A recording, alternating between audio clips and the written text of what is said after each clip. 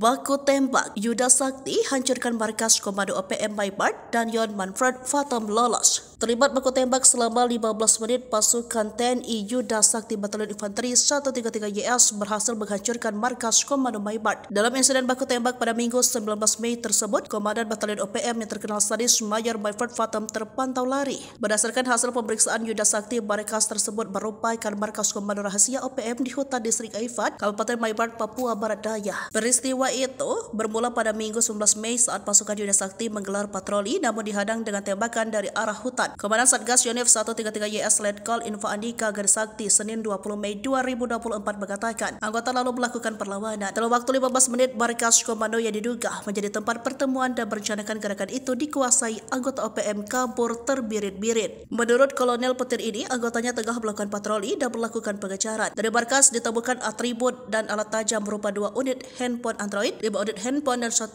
baju bergambar Free Face Papua.